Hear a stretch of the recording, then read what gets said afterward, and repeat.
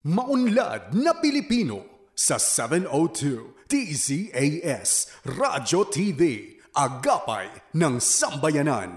Ako si Engineer Ernesto Brampio, Chief ng Water Resources Management Division ng DADSWM. Makinig po kayo sa Maunlad na Pilipino radio program ng Department of Agriculture. Dito lamang sa 702 DZAS.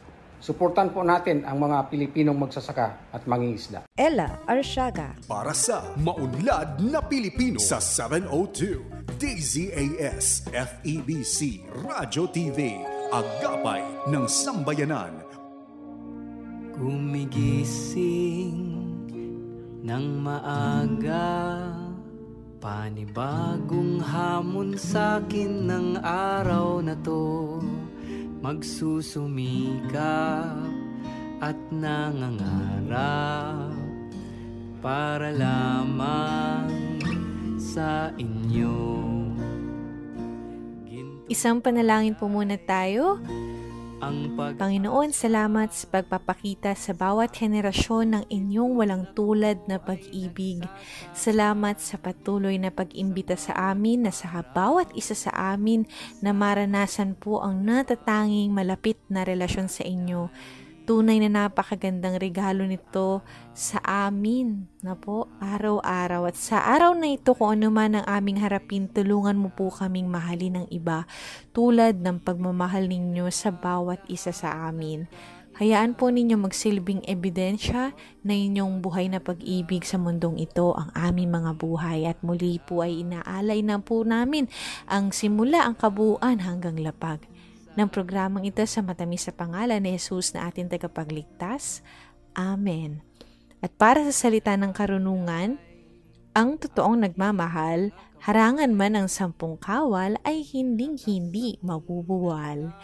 Magandang araw po. Ako po si Ella Arsiaga. Ngayon po ay araw ng Sabado, September 16, 2023. At welcome po sa Season 5, Episode 37 ng Maunlad na Pilipino dito sa 702 DZAS FEBC Radio TV, Agapay ng Sambayanan. Sa mga kaka-tune in lang, ay accessible po tayo via online streaming ng dzas.febc.ph sa pamamagitan po ng Facebook. Nako, napakadaling hanapin po, no? Pero kung hindi pa po kayo naka-follow, ay hanapin po natin ang 702 DZAS FEBC Radio TV Facebook page.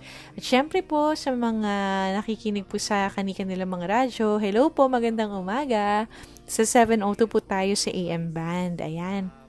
At syempre po, thankful po kami always sa mga patuloy na nakikinabang sa programang ito, sa pangunguna na nga po ni Ma'am Dulce Alicante na talaga naman, sanay na po kami, mas hindi po kami panatag pag hindi po kayo nabati, Ma'am eh. Magandang araw po Miss Ella Cadjon at sa lahat ng listeners. God bless po, gayon din sa ating mga magsasaka at mangingisda. Thank you po sa inyong program. At syempre po, kagaya po na nabanggit ko, maraming salamat po sa inyo na tagapakinig ng programang ito. At pagbati po mula kay Nanay Angela Kisto. Ayan, good morning Ella, nakikinig ako sa iyo. Maraming salamat po Nanay. At ganoon din po kay Ma'am Marilu Barbosa de Osera. Ayan. Good morning po Sir John and Ma'am Ella. Na gusto ko pong matuto about farming. May 2 kambing po ako at mga manok at mini garden dito po sa amin. Paano po ba mag-enroll sa ATI? Yan po ang ating ATI or Agricultural Training Institute. Online lang po sana. Thanks po. Yan. At syempre po, hindi po natin palalagpasin na may bahagi ang kasagutan sa tanong na ito para mas marami pa po makinabang. Ano po? Maaari po kayong makipag-ugnayan sa Agricultural Training Institute. Yan po, meron po silang aktibong mga presensya sa social media para po sa mga pagsasanay na ito. Maraming salamat po. Sana po ay makakita tayo ng angkop na pagsasanay sa inyong pangangailangan. At mula po sa aming kasamahang veteranang farmcaster, ayan po si Ma'am Kadigia Rahman Abdullah, Tita Diggs, good morning beauty. Ayan po, talaga namang hindi po nagsisinungaling ang ating mga tagapakinig. Maraming salamat po. Watching always sa program ninyo. Regards, Kuya John. Tita Diggs, good morning po sa'yo. Thank you for listening.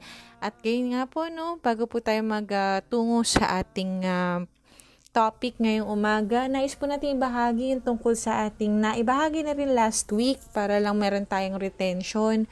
Yun pong ating Census of Agriculture and Fisheries or CAF. Ayan po, suportado po ito ng Kagawaran ng Agrikultura. So, meron po yung sinasagawa na 2022 census ang PSA or Philippine Statistics Authority.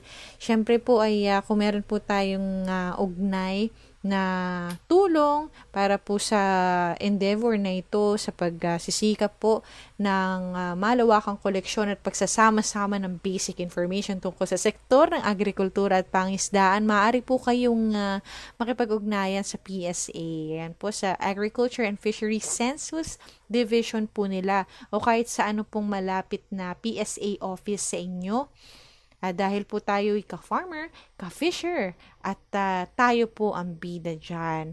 At ang datos po na makakalap ay magsisilbing basihan para po sa policy making at kaugnayan ng mga gawain. So, inaanyayahan po tayong makibahagi dito kung meron po tayong impormasyon dyan. At patuloy po tayo. Ngayong umaga, makasama po natin si Dr. Frisco Malabanan, ang Focal Person of Productivity Enhancement under the Masagana Rice Program ng Department of Agriculture para po sa ika-16 na National Rice Technology Forum. Parang fitting po, kasi September 16th po ngayon, tapos 16th din po, yan, parang meron din tayong recall tungkol po sa ating ia-anunsyong programa sa tulong po ni Doc M or Doc Frisco Malabanan maya-maya lamang. At patuloy po tayo, syempre kasama din po natin si Ka John Enriquez para sa kanyang editorial, pati po ang ating Regions on the Go na hatid po ng ating mga farmcasters, ang Agri-History, Farmtastic Pinoys, na tiyak kapupulutan po natin ng bagong kaalaman at mga kilalang tao sa agrikultura. Kasama po natin dyan si Marie Vergara. Ang Unlad Komunidad po, katuwang naman po natin dyan ang programa pa ng Department of Agriculture na kung tawagin po ay Philippine Rural Development Project. At syempre,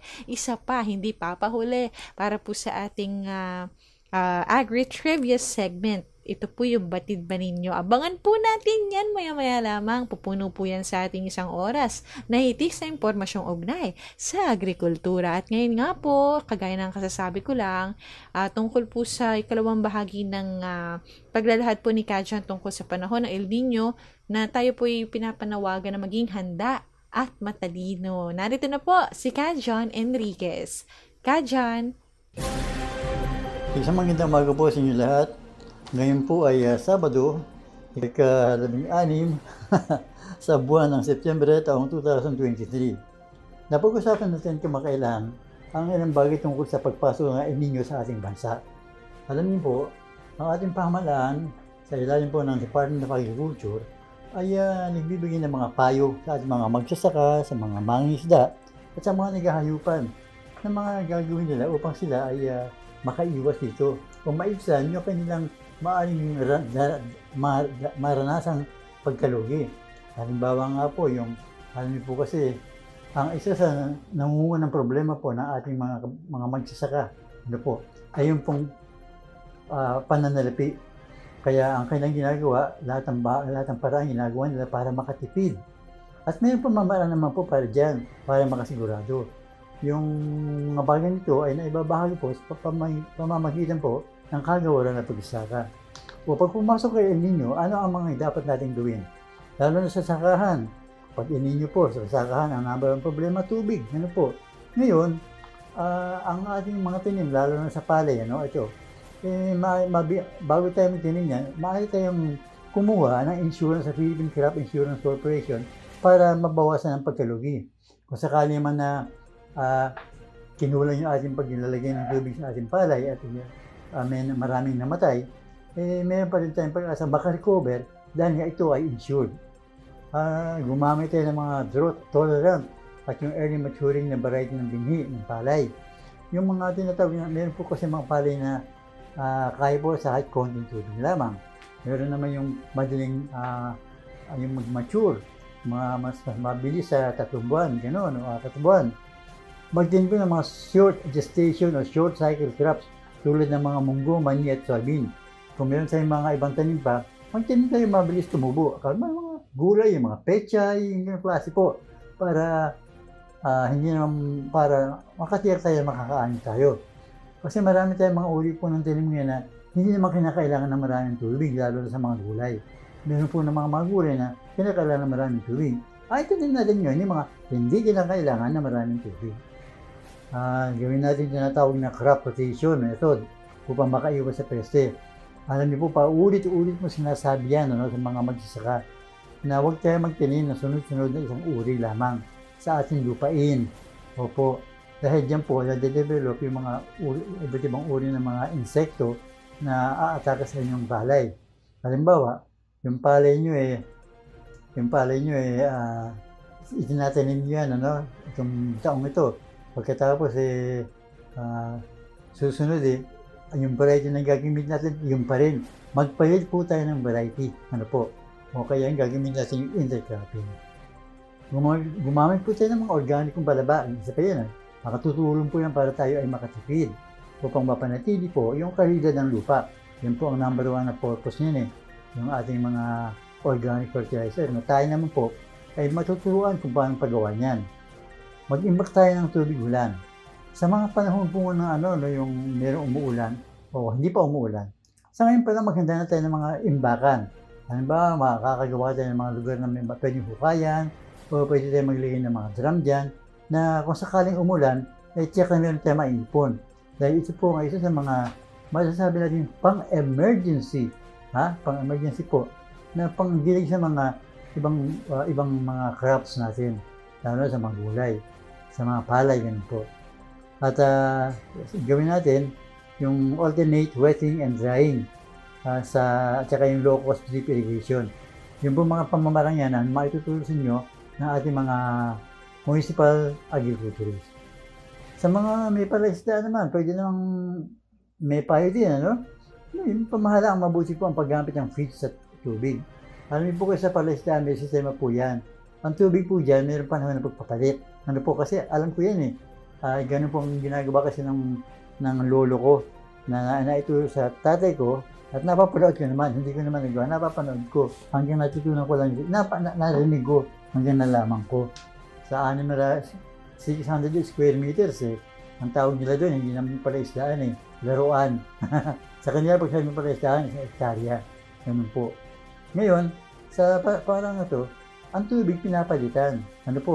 May panahon po yan. Pagkatapos, kaya may prinsa, tinatawag ng prinsa. Papalabasin ng tubig, tapos magpapapasok ng bago. Ang magandang nangyari po kasi sa lugar namin sa Bulacan, kami po dinadaanan ng ilog. Kaya pagka humukay doon, pwede kami makakuha ang tubig na malinis na nanggagaling sa ilog na yan. At pwede kami magpalabas sa kabila. Ganun po yan. Sa mga naghahayo pa naman, babakunahan ang mga alagang hayop. Magtanim ng drought-resistant na halaman na ginagamit bilang pagkain sa hayop. Marami tayong mga uri ng mga tanim talagang ginagawa yung tinatanim. Kamukha ng napier grass, ang pinapakain natin sa ating mga alagang hayop. Lalo na yung mga baka, kambing, yung ganyan. Na madaling paramihin. Madaling paramihin. Marami pong klase ng mga tanim talagang sinasadya na itanim para sa kanila lamang. Nabanggit ko po ito dahil isa sa pinakalayunin ng mga ganitong pagpapayo ay matulungan ng mga magsasaka na makatipid sa gastos. Ayun po ang number 1 problema, yung gastos Sana mabawasan dahil pagka nalugi, hindi po makarecover. Yan po. Ngayon dumako na tayo sa ating mga kababayan para sa kanyang balita, para sa ating Regions on the Go. Mel Francisco, Department of Agriculture, Mimaropa. Pinalalakas sa Department of Agriculture, Mimaropa ang pagsusulong ng Farm and Fisheries Clustering and Consolidation Program sa pamamagitan ng pagsasagawa ng kauna-unahang Regional F2C2 Cluster Summit. Ginanap ito ika-29 hanggang ika-31 ng Agosto sa Development Academy of the Philippines, Tagaytay City. Ang F2C2 program ay naisakatuparan sa pamamagitan ng Administrative Order No. 20 taong 2020 na nilalayo na pagsamasamahin ang mga grupo ng mga magsasaka at mangingisda na may magkakatulad na produkto upang maabot nila ang economies of scale at mas palakasin ang kanilang bargaining at marketing power. Samantala, ang nasabing 3 araw na aktibidad na may temang F2C2 as Strategy for Sustained Rural Development ay naglalayo na pagsamasamahin ng mga nabuong clustered farms sa rehiyon at mga farmer cooperatives and associations upang magkaroon ng pag-uusap ukol sa kasalukuyang implementasyon ng estratehiyang clustering and consolidation, malaman ng mga hamon at issue at makabuo ng network kasamang iba't ibang stakeholders at sektor o stakeholders sa sektor ng agribusiness. Pinangunahan ng aktibidad ni DA Mimaropa Regional Executive Director Engineer Maria Christine Inting ang pagbubukas ng programa kasama si Regional Technical Director for Operation at F2C2 Regional Focal Person Dr. Celso Ulido.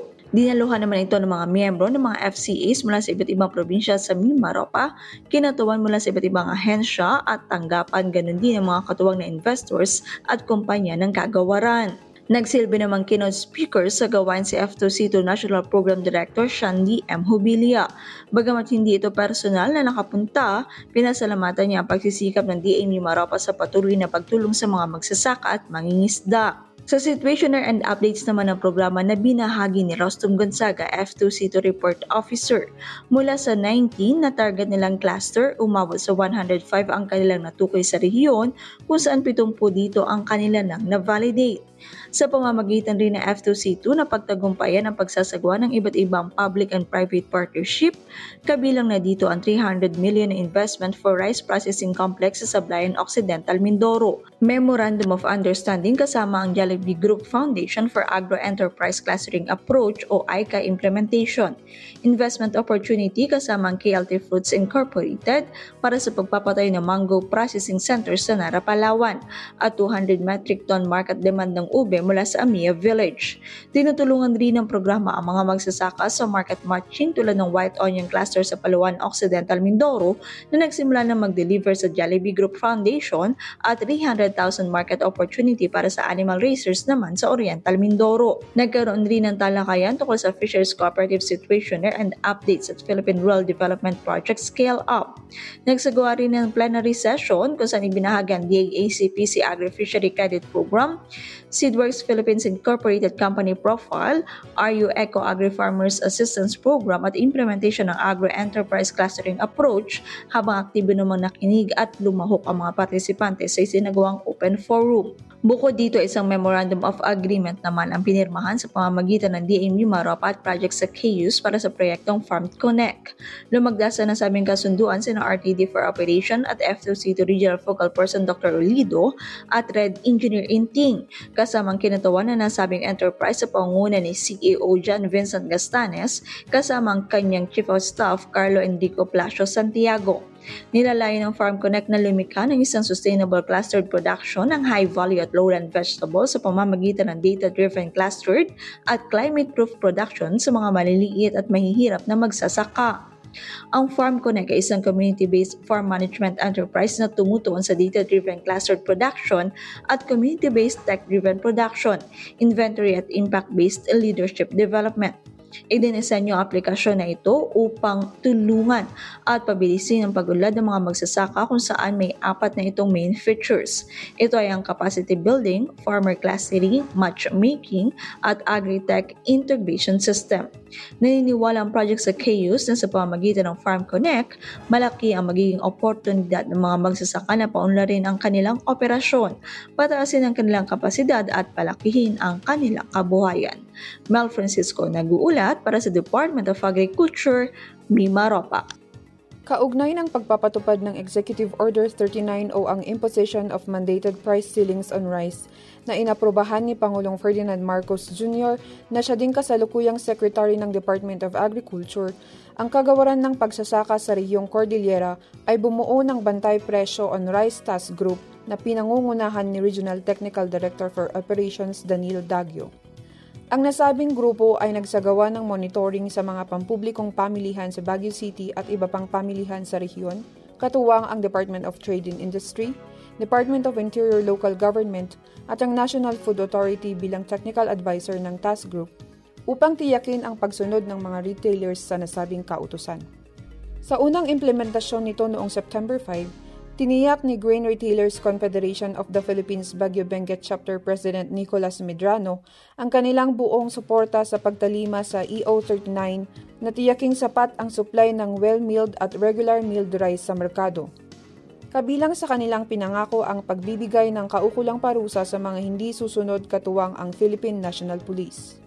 Bukod sa pagsubaybay at pangangalap ng feedback mula sa mga retailer sa epekto ng EO39, responsibilidad din ng task group ang pagdokumento ng profile ng mga maliliit na rice traders at retailer na maapektuhan ng price ceiling. Naghahanap na din ang gobyerno ng posibleng suporta na maaaring ibigay sa maliliit na mga ngalakal na maaaring mawalan ng tubo matapos ibenta ang kanilang supply ng bigas sa loob ng price ceiling sa kabila ng pagbili nito sa mas mataas na presyo. Lenny Mendoza, nagbabalita para sa DA Region Cordillera.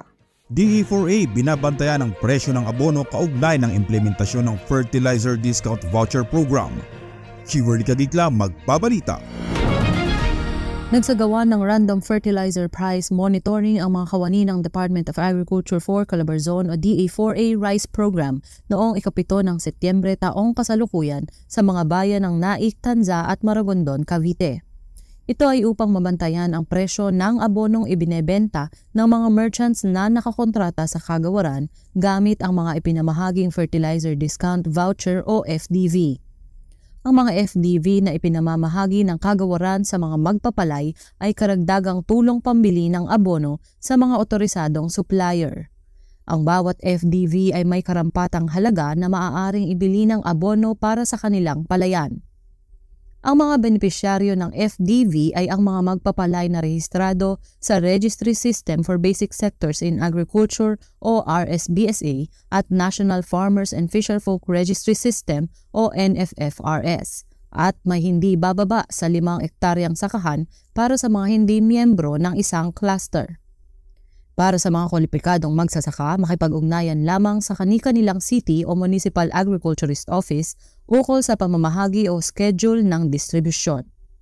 Samantala, ang 3 otorisadong supplier na binisita para sa isinagawang bantay presyo ay ang Arandias Agricultural Supply ng Maragondon, Leroy Farm Store Corporation ng Tanza at Farm Solutions Agrovet and General Merchandise ng Naik. Base sa ginawang monitoring, ang presyo ng bawat abono ng nasabing mga supplier ay pasok sa itinakdang presyo nito. Ito si Chika Gitla para sa Balitang Sakahan. Mahigit sa 500 magsasaka nakabenepisyo sa pagpaigting ng CFIDP ng Tubungan Coconut Industry. Dahil sa pagkakaisa at suporta sa mga pamayanan ng pagsasaka sa niyog, ang Philippine Coconut Authority o PCA kasama ang ibang ahensya ng Coconut Farmers Industry Development Plan o CFIDP, ipinatupad ang isang medical at dental mission sa ilalim ng CFIDP On the Go and Coconut Farmers Assembly sa munisipalidad ng Tubungan, Iloilo kumakailan lang. Ang kaganapan na ito ay pinagsama-sama ang iba't ibang ahensya ng gobyerno at mahigit na 500 magsasaka. Ito ay may layunin na mapaigting ang pagsasaka ng niyog at isulong ang paglago ng ekonomiya. Si Director Neil Melencion, Regional Manager ng PCA Region 6, binigyan diin ang kalagahan ng kooperasyon sa pagtugon sa mga problemang hinaharap ng industriya ng niyog. Ang kabuuang suporta sa pamamagitan ng pinansyal na pagtulong at pagtiyak sa kalusugan at kagalingan ng mga magsasaka. Ang Medical at Dental Mission nagbigay ng mahalagang serbisyo sa pangangalagang pangkalusugan. Ang CFIDP On the Go ay isang convergence ng 15 implementing agencies ng RA 11524 o Farmer Industry Trust Fund Act. Ginawa itong platform para lahat ng ahensya ay mapagsama-sama para iangat ang lahat ng programa ng CFIDP. Dahil ang munisipalidad ng Tubungan ay dedikado sa sustainable agriculture, sila ay nagpaplano sa pagtanim ng mga valuable crops sa malapit na hinaharap. Nagpasalamat din si Marjorie Tacardon, Municipal Agriculturist, sa Philippine Coconut Authority sa pagsagawa nitong CFIDP On the Go na maraming coconut farmers ang natulungan ng Medical at Dental Mission sa bayan ng Tubungan, Iloilo. Para sa Maunlad na Pilipino, ito si John Capachete, DA, Western Visayas. Ayan, at mula po sa ating mga balita mula sa rehiyon, may impormasyon po tayong muli. Ibabahagi lang po natin yung sa Tow Farm kasi patuloy po itong kumbaga ongoing po siya. Tow Farm po, ito po yung search and award po. Search and award for the outstanding farmers in the Philippines. At sinasabi po natin dito na or binabahagi po natin dito na yung nomination po for this year ay bukas po. Ito ay extended nga po sa katunayan hanggang sa November 26 pa po. So habol po tayo dyan. Kung meron po tayong nais na kumbaga i-nominate para po sa mga individual and group categories at para po sa kabuang impormasyon, please take your time po kung meron kayong panahon na bisitahin po yung www.towfarm.org. Nandiyan din po yung kumbaga nomination form. So, yung information po sa kung ano yung pwede nating i-nominate ay pwede rin po ninyo mabisita dyan sa ating website na kababanggit lamang. Ayan, so abangan po namin kayo. Sa bahagi ito naman, Fish Conservation Week po ang ating usapan. Agri-History Time na with Imari Vergara.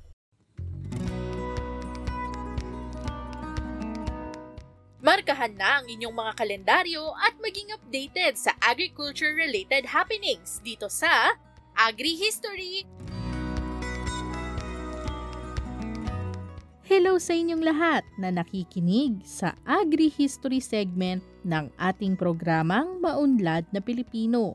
Ako si Imari Vergara, ang inyong segment host at nakatune in kayo ngayon sa 702 DZAS Agapay ng Sambayanan. Ngayong buwan ng Setyembre, tiyak akong ang unang sumasagi sa isip ninyo ay ang pagsisimula ng bear months. Malamang ay damang-dama nyo na rin ang malamig at masiglang simoy ng Kapaskuhan, ang kapanganakan ng Hesukristong tagapagligtas.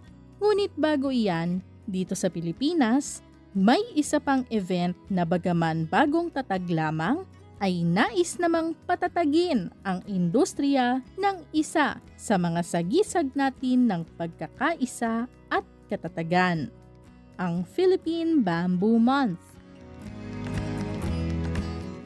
Sa bisa ng Presidential Proclamation No. 1401 na naaprubahan noong June 27, 2022, ipinagdiriwang tuwing Setyembre ang Philippine Bamboo Month.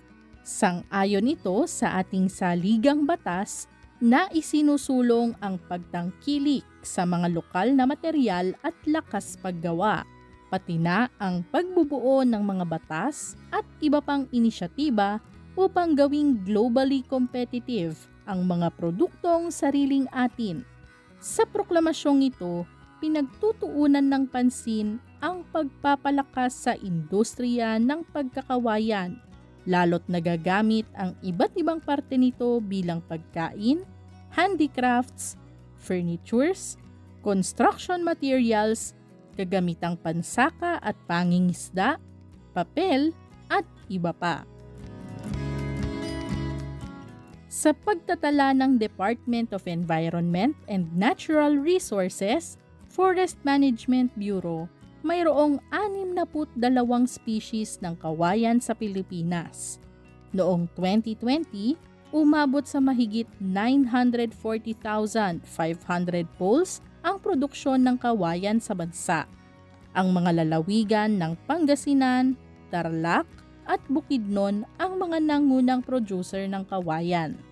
Samantala, pumapang-anim naman ang Pilipinas sa top exporters ng kawayan sa buong mundo, ayon sa datos ng Industry Strategic Science and Technology Program ng Department of Science and Technology, Philippine Council for Agriculture, Aquatic, and Natural Resources Research and Development.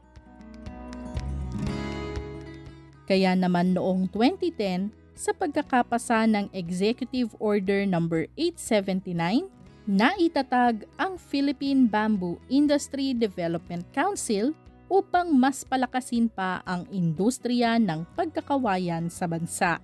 Bukod sa mahalagang papel nito sa paglaban sa climate change at iba pang sakuna, naging cash crop na rin ang kawayan para sa mga magsasaka. Mas mapapataas na nito ang local bamboo production, makapaghahatid pa ito ng dagdag na kita dahil sa pag-usbong at pag-unlad ng bamboo-based enterprises sa bansa. Ang PBIDC ay pinamumunuan ng kalihim ng Department of Trade and Industry na kumikilala sa pagkakawayan bilang isa sa 8 priority industry clusters nito. Kabilang naman sa mga miyembro nito ang kalihim ng Department of Agriculture na idineklara noong 2020 ang kawayan bilang isa sa high-value crops ng Pilipinas. Isang mahalagang pangyayari sa ating agri-fishery sector ang natutunan natin this week. Sundan ang Maunlad na Pilipino sa facebook.com/Maunlad na Pilipino. I-like at i-follow na rin ang Department of Agriculture sa Facebook at YouTube. Ako si Imari Vergara at samahan ninyo akong muli sa susunod na Sabado dito sa ating segment na Agri-History. At ayan po ang ating agri-history para sa linggong ito. Kayo po'y nakatutok pa din dito sa Maunlad na Pilipino. Ayan, at syempre sa ating pagkakataong ito, makakasama natin si Dr. Frisco Malabanan ng DA Rice Program para po sa ating nalalapit na gawain na kung tawagin po ay NRTF or yung ating National Rice Technology Forum. Tama po ba? At atin nga po, wini-welcome na nga po sa ating programa once again si Doc M. Kamusta po, Doc M? Yeah, mabuti naman po. Magandang umaga po sa lahat ng ating mga tagapakinig sa buong Pilipinas. Lalong-lalo na po mga magsasakang Pilipino na kung saan sila po ang tinatawag nating heroes ng mga Pilipino. Of course, at tayo nga po ay ipapakilala natin muli bagamat ito ay ika-16 na. Ano po ba, Doc M, ang ating tinatawag na NRTF at ano po ba yung tema niyan ngayong taon? By the way, ito pong NRTF, ito po yung tinatawag nating National Rice Technology Forum na kung saan sinimulan pa po ito noong 2013, imagine 2013 pa. At ito po ay isang project ng private-public sector. Public kasi involved po dito ang DA National Rice Program. Siyempre sa private, yun naman pong Rice Productivity Advocacy Incorporated o yung Rice Board. Yun po yung mga seed companies o players sa hybrid rice program sa Pilipinas at sa iba pa pong bansa na kung saan sila po ang naggagawa ng research and development o tumutuklas sa mga bagong varieties ng hybrid.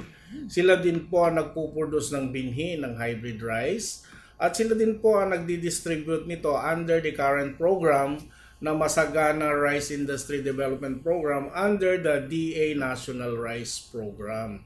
Sa ngayon po, ito pong National Rice Technology Forum, ang ating pong tema ay Masaganang Palay at Bigas, Maunlad na Pilipinas. Yan po ang ating theme for this 2023 or 16th National Rice Technology Forum. Ibig sabihin, almost 8 years na po itong ginagawa ng private at public sector.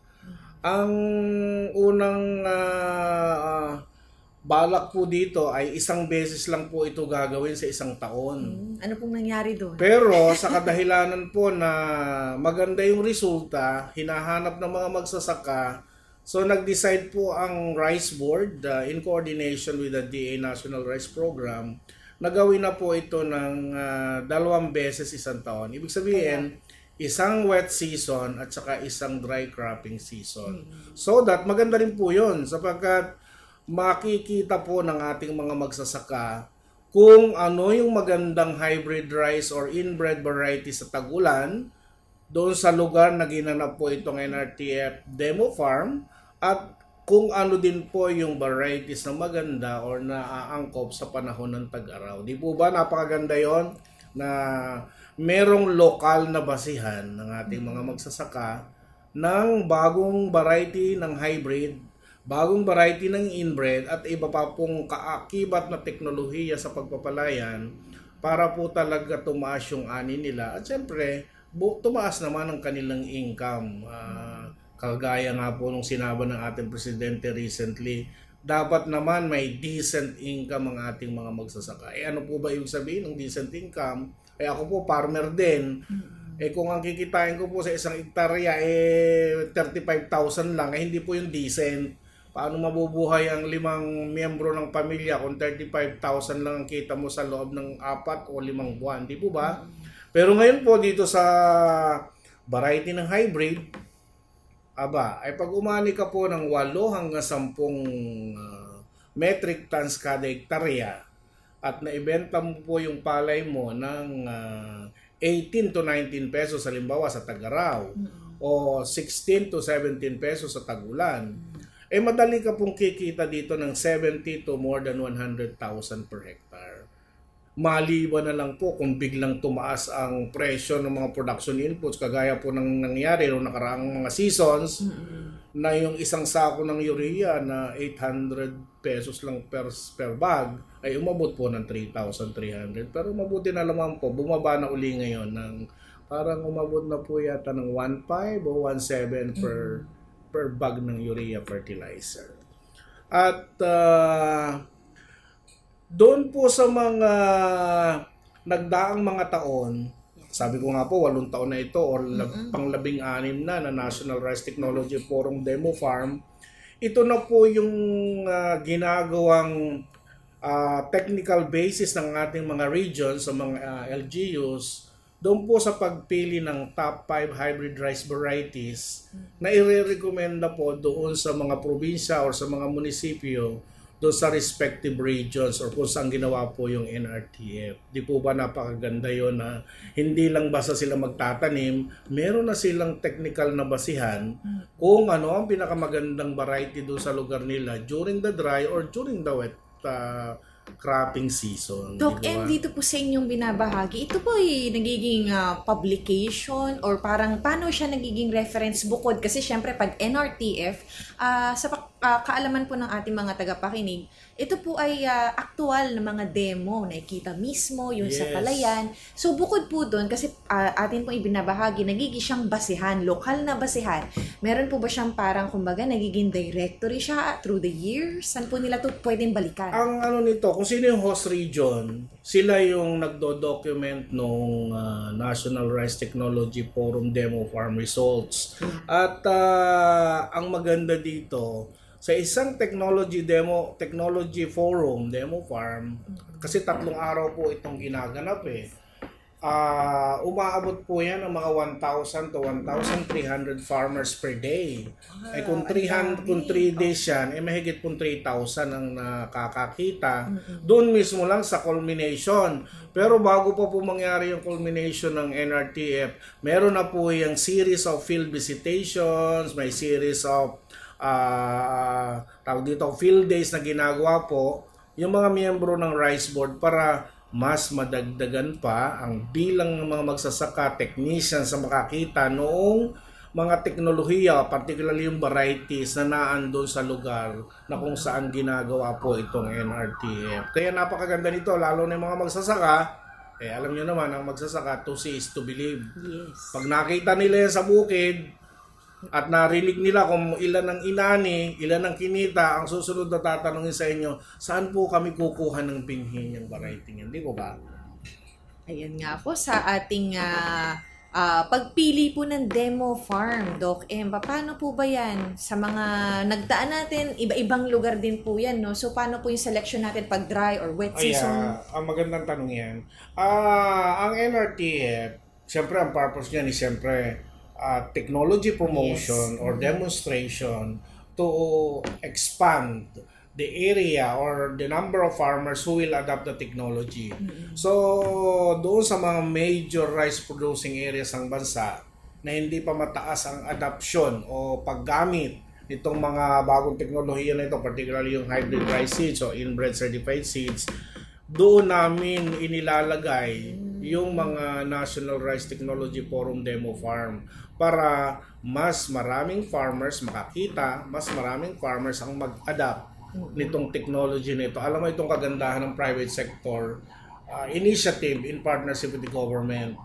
Kasi pag government lang yan, medyo limitado ang capacity to promote, but the private sector talagang all out ang kanilang support, yung kanilang technical assistance na maipalaganap yung kanilang technology sapagkat negosyo nila yan, hindi ba? Negosyo na hindi nila yung gagawin kung walang takers. Dumaan yan sa masusing research and development, dumaan yan sa masusing technology promotions. That's why ang approach dito is public-private sector partnership. Ngayon naman, tinatawag natin itong convergence na dinagdagan pa na sa halip na rice board lang, andyan na yung DA National Rice Program, dinagdagan pa natin, andyan na ang NIA, andyan na ang ATI para sa karagdagan training, andyan na ang Bureau of Soils para sa lupa and all those things, di ba? Ang ganda ng convergence na yan.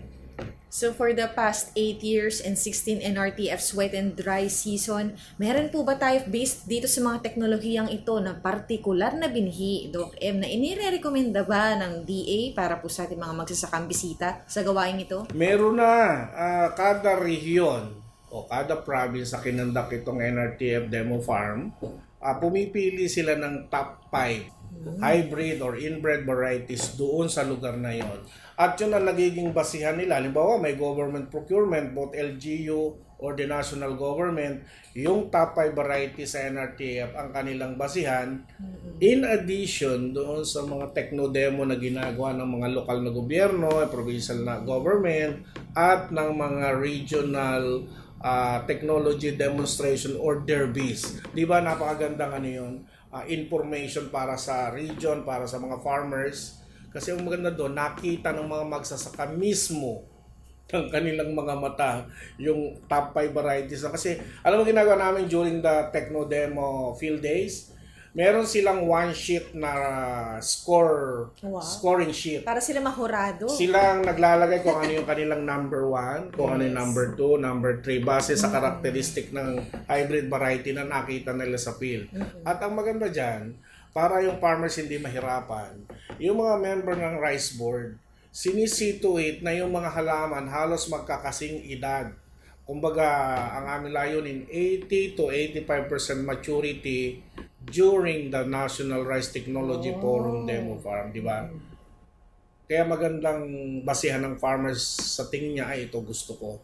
Mahaba uhay, maraming butil, kukunti pa. Something like that. Properly timed talaga yung NRTF talagang natin. Siya, parang peak performance ng binhi na yun. Specifically designed para makita ng farmers kung ano yung hinahanap niya. Diba? Ayan. So, bawat rehiyon or bawat lugar kung saan idinaos po ang ating NRTF, meron tayong top 5 na uri or variety. Ibig sabihin, hindi naman yung lang top 5 ang kanilang pwedeng gamitin. Kasi alam mo, minsan, ang i-demonstrate namin ay 20 varieties. And doon sa 20 varieties, very close ang kanilang data. Kumbaga, ito yung top 5. Pero yung number 6, ang difference lang, 0.1. Kalapit na sabihin, kung may ibang karakteristik yung ibang variety, pwede rin gamitin yun ng mga magsasaka o ng region o province na kasama sa programa. Ayan na nga. At ang atin pong nabanggit kanina, yung convergence na magandang pinapakita ng gawain ito, aling mga ahensya po ba ng DA ang magkakatuwang dito at ano po yung mga partikular na ambag ng mga ito sa NRTF? Okay.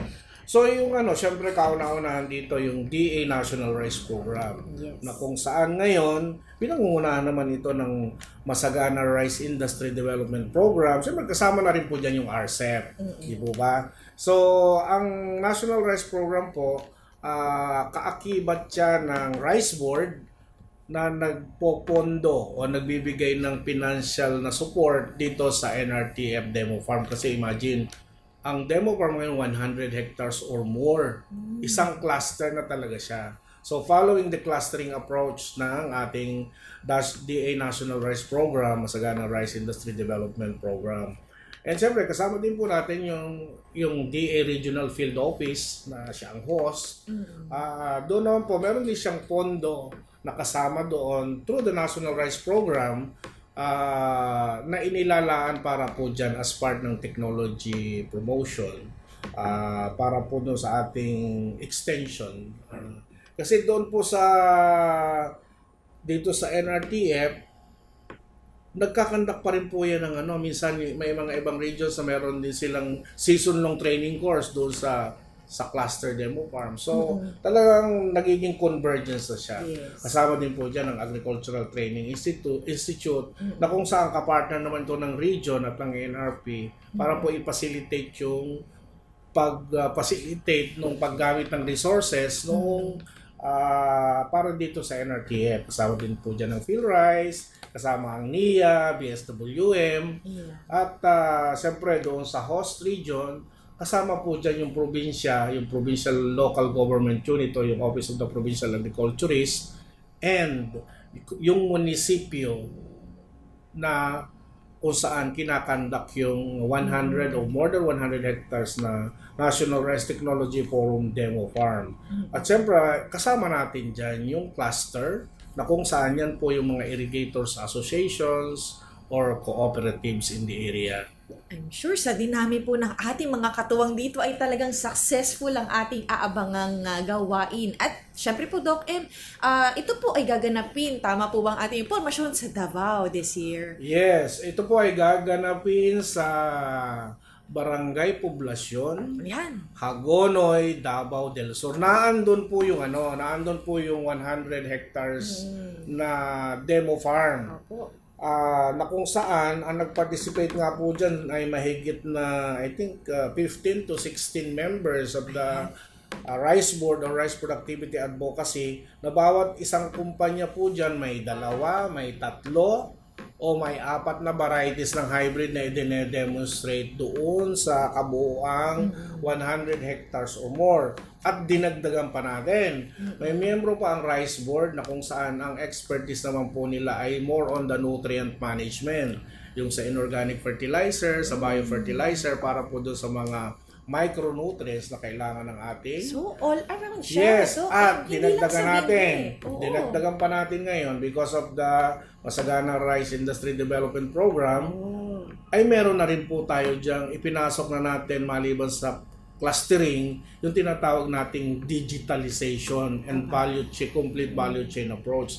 Sa digitalization, i-demonstrate na rin po natin ang use of drone sa pag-direct seeding ng binhi, pag-a-apply ng fertilizer, pag-a-apply ng pesticidyo para kontrolin ng pests and diseases doon sa ating cluster demo farm. Di ba napakaganda ng yan?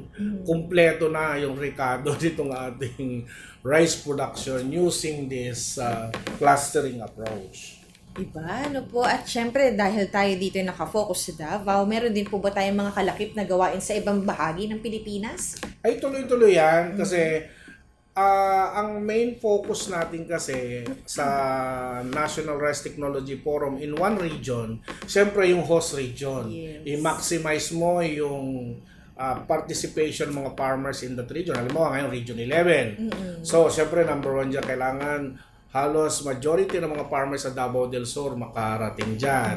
And then yung Davao del Norte, Davao Oriental, Compostela Valley, at yung mga surrounding regions niyan, priority yan. But of course, because this is a national activity, we have also participants all over the country by region, pero limitado po yung number noon.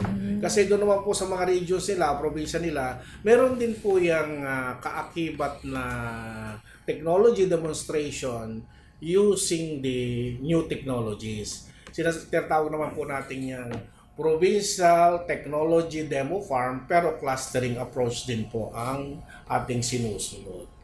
So yun. At maliban pala dyan, baka makakalimutan ko, this year or this season, first time in the Philippines, unique po ito. Dahil po ang Pilipinas ay through the Philippine Seed Industry Association, miyembro po ito ng association, how do you call it? Yung po tinatawag na APSA. Ito po yung asosasyon ng mga seed companies all over Asia Pacific Asia Pacific Seed Association, na kung saan ang layunin po nitong APSA ay para ma-promote or maging available ang mga makabagong binhi sa Asia and the Pacific. Ang Pilipinas po included dyan.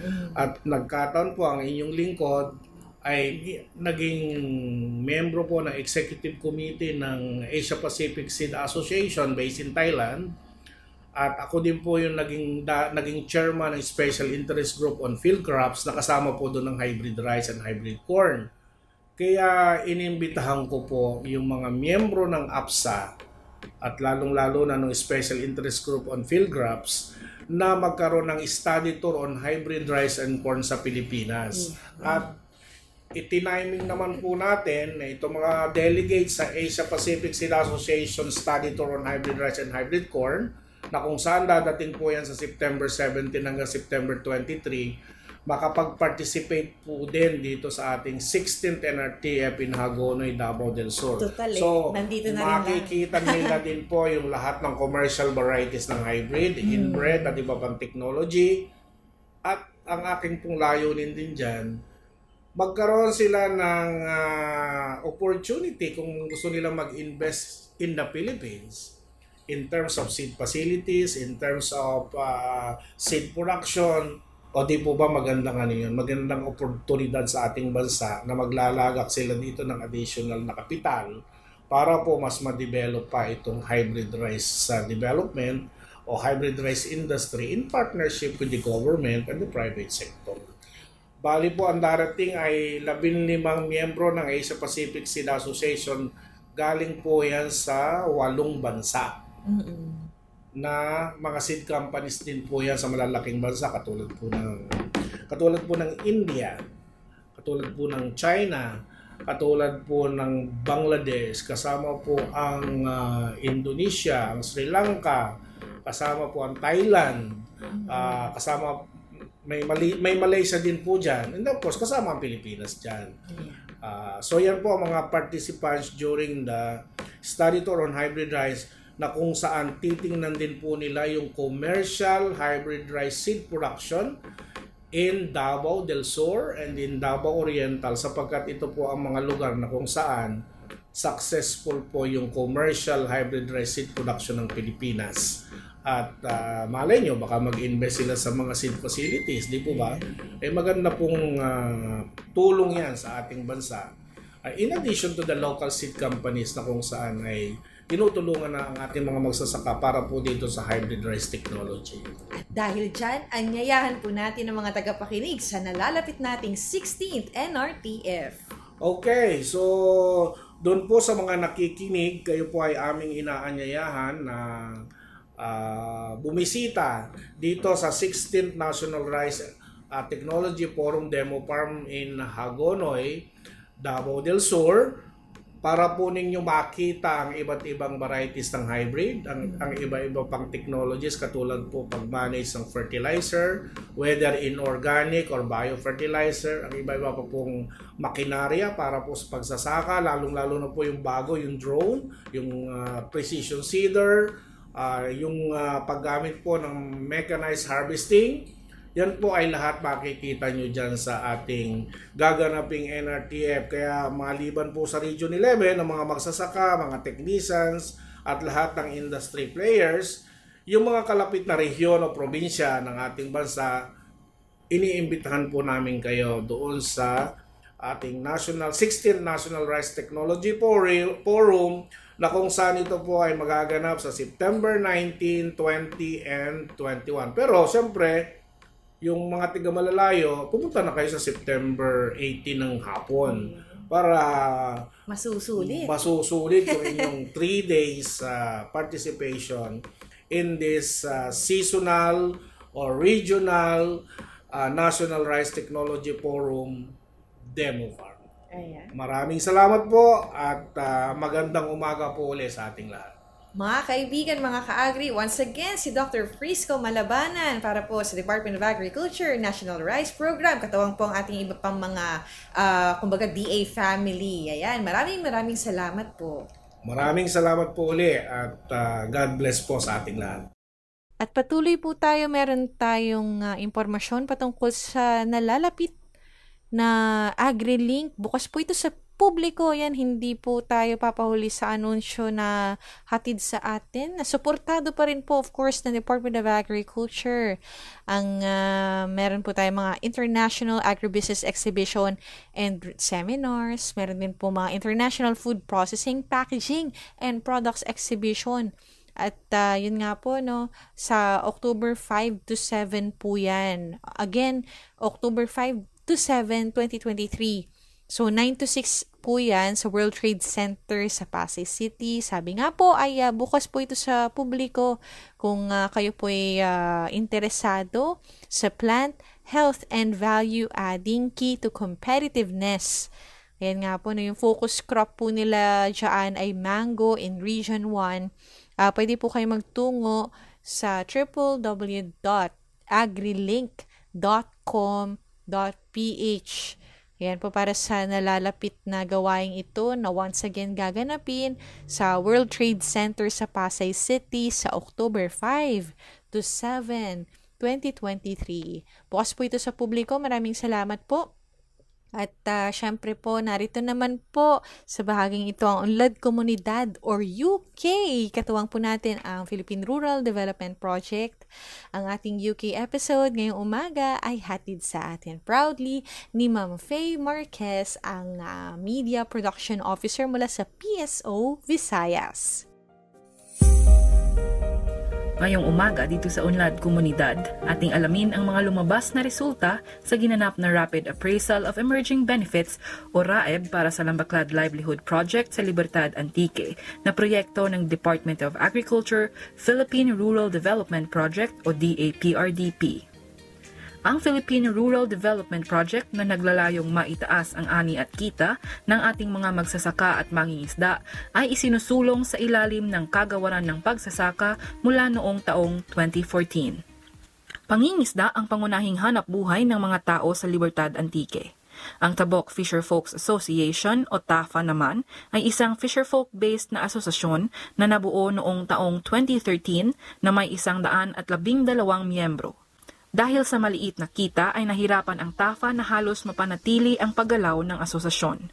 Dagdag rin dito ang pananalasa ng Super Typhoon Yolanda na nagresulta sa pagkasira ng kanilang mga pag-aaring bangka at lambat. Sa tulong na hatid ng DAPRDP kasama ang lokal na pamahalaan ng Antique ay binigyan ng pagkakataon ang mga benepisyaryo na muling subukan ang pangingisda at maibalik sa ayos ang mga naging sira sa kanilang hanap buhay. Ang Lambaclad Livelihood Project ng DAPRDP na nagkakahalaga ng 999,950 pesos ay naging daan para tugunan ang sitwasyon. Gumagamit ang mga Antikenyos ng Lambaclad na isang fishing method gamit ang lambat at tali sa halip na paggamit ng kawayan na ilalatag sa ilalim na bahagi ng dagat. Ang Lambaclad ay kinikilala bilang isang environment-friendly fishing gear. Noong July 14 ay nagsagawa ang Project Support Office, Visayas Cluster at Regional Project Coordination Office 6 ng Rapid Appraisal of Emerging Benefits. Kasama dito ang mga sari-saring kinatawan ng PRDP mula sa IRIP Component, M&E Unit, InfoAce Unit at Economics Unit.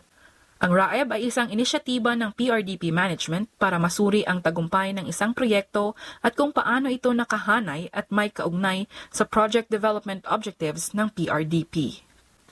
Base sa resulta ng RAEB, nakamit ng Lambaclad Livelihood Project ang dalawang enterprise objectives. Nakakuha ng 100% na marka ang proyekto kaugnay sa pagpapanumbalik ng kabuhayan na nawasak dahil sa bagyong Yolanda. Sa kasalukuyan ay nasa ika-6 na taon na ang operasyon ng nasabing proyekto at patuloy na nagbibigay ng karagdagang kita para sa mga miyembro ng TAFA. Dagdag pa dito ay ang 100% na markang nakuha hinggil sa pagpapanumbalik ng trabaho ng hindi bababa sa 30 tao sa lokalidad. Sa isang panayam kay Libertad Antique Mayor Mary Jean Te, ipinaabot niya ang kanyang taus-pusong pasasalamat sa tulong at suportang ibinigay ng PRDP sa People's Organization kagaya na lamang ng TAFA. I am really so thankful for the support that you have given us. I mean, particularly our POs, the TAFA. You had given us a very productive project which boosts the economy not only of the PO but the whole municipality. In fact, this gives us the privilege of being considered as one of the most improved municipality in the region for 2 consecutive years because the poverty index has lowered. And this simply shows that if you empower the people, then that will really give them the opportunity to survive for their families and for the communities. Ang Lambaklad Livelihood Project ay isa lang sa maraming proyekto ng DAPRDP. Para sa iba pang mga proyekto ng DAPRDP, patuloy na makinig dito sa Unlad Komunidad, ang programa sa radyo ng Department of Agriculture, Philippine Rural Development Project, enabling communities, expanding opportunities. Thank you, Ma'am Faye. At abangan pa ang mga inihandang bahagi ng DAPRDP tutok lang sa Unlad Komunidad. Dito pa rin sa Maunlad na Pilipino 702 DZAS. At oras na para kilalanin ang ating Farmtastic Pinoy na si Jomari Munar Mangeg. Kasama muli si Imari Vergara. Kilalanin ang mga natatanging Pinoy na may natatanging kontribusyon sa sektor ng agrikultura. Farmtastic Pinoys! Oras na para sa Farmtastic Pinoy segment ng ating programang Maunlad na Pilipino. Ako pa rin ang inyong segment host na si Imari Vergara. Ang ating Farmtastic Pinoy ay naghangad na baguhin ang malungkot na sitwasyon ng mga magsasaka sa kanayunan sa pamamagitan ng kanyang agri-enterprise. Pakinggan ang kwento ni Jomari Munar Mangeg.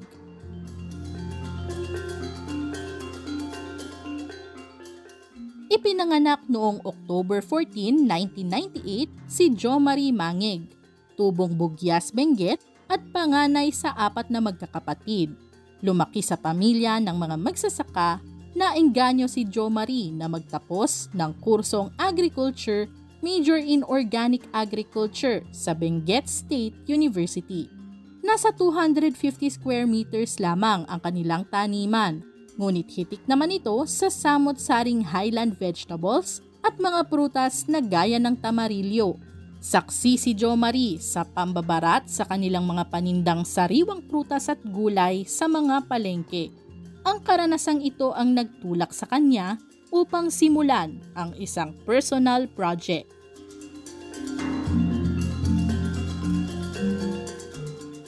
Minsay nakadalo si Jomari sa isang training na inorganisa ng Department of Agriculture o DA. Natuto siyang mag-dehydrate ng mga prutas at iba pang agricultural produce. Dahil dito, naisipan niyang itatag ang Frugies de Local noong 2022 upang mas mapataas ang kita ng mga lokal na magsasaka sa kanilang lugar. Ilan lamang sa mga produkto nito ang candied tamarillo, dehydrated rhubarbs, dehydrated strawberries at processed herbs.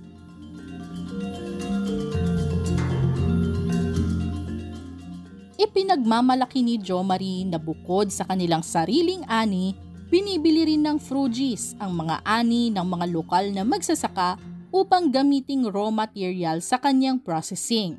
Kaya naman sa kanyang pagsali sa Young Farmers Challenge 2022, isang competitive grant assistance program ng DA para sa mga agri-youth, kinilala si Jomari at ang Frugies bilang national level awardee at nakapasok pa sa top 12 outstanding youth agribusiness model sa production category.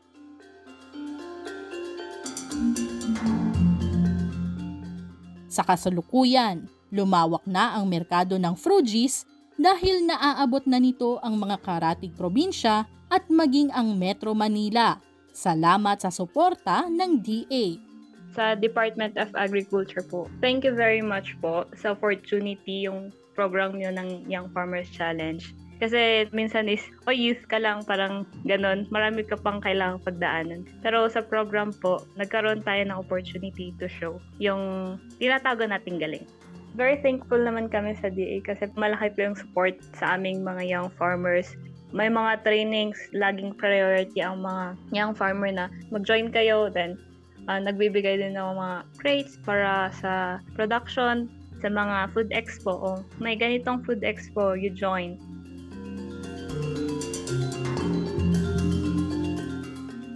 Hangad naman ni Jo Marie na magkaroon ng mas malaking processing facility at maging rehistrado sa Food and Drug Administration upang mas mapaghusay ang kanyang negosyo at matiyak ang kaligtasan ng kanyang mga produkto. Mensahe naman ni Jo Marie sa kanyang mga kapwa kabataang agripreneurs. Sa mga kagaya naming young farmers na nangangarap, kahit may mga hindi naniniwala sa atin, magtiwala tayo sa sarili natin. Magpursige tayo, magsumikap, keep the passion burning, at balang araw, makakamit din natin yung mga bunga ng mga pinaghirapan natin.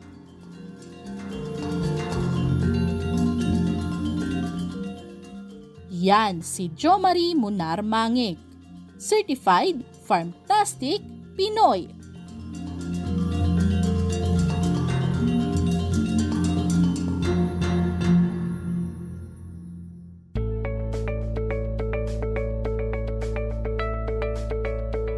Salamat, Marie. Nakilala po natin ang ating Farmtastic Pinoy para sa araw na ito.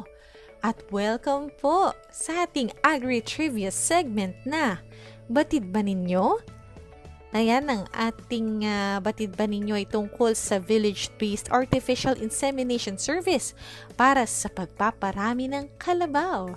Batid po ba ninyo na sa nagdaang taon, ang Department of Agriculture sa pakikipagtulungan sa mga lokal na pamahalaan ay nagbibigay ng serbisyo sa artificial na inseminasyon o AI para sa pagpaparami ng kalabaw.